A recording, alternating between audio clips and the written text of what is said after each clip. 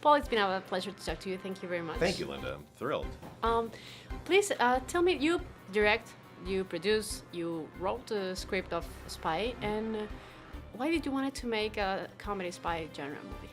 I love spy movies. Always have ever since I was a kid, and I always wanted to make one myself, but I didn't want to make a silly one. I wanted to make a real one, but I do comedy also, and thought, let's just write one, and I can make it for the funny women that I know. I was just thrilled to meet him, and then when he said that he knew my work from the UK and wanted to work with me, I was just so excited. My jaw was like, what? Really? Yes? Anything? You know, he wears a three-piece suit to work every day, Paul Feig. He's incredibly stylish and quite eccentric. He has a cane, which he doesn't need.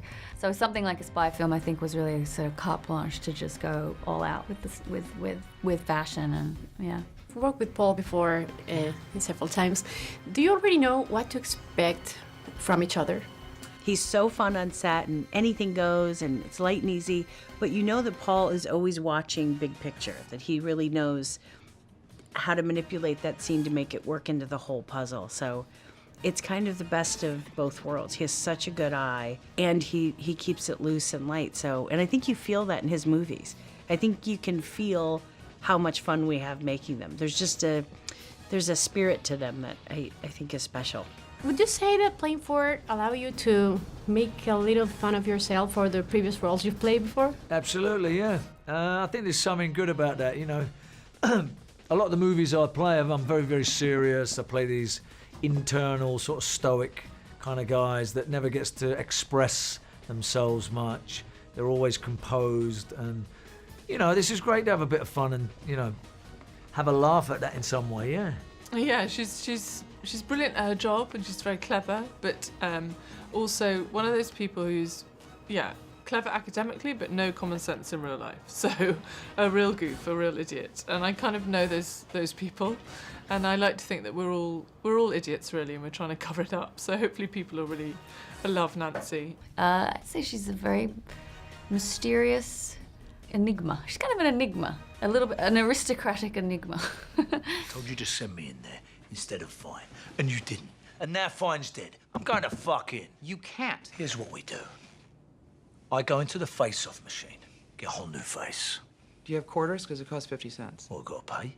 No, because it doesn't exist. And you also share a wonderful moment with 50 Cent. Yes.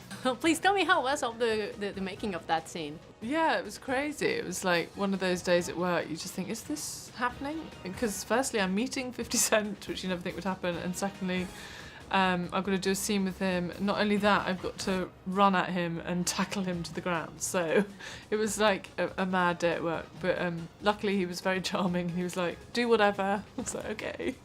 I discovered new sore muscles that I didn't know I had. All the action stuff was really, really fun. It was I guess it's kind of like playing sports. Like even when it's really hard, when you get through it and you know you have it, it's kind of a nice feeling of accomplishment.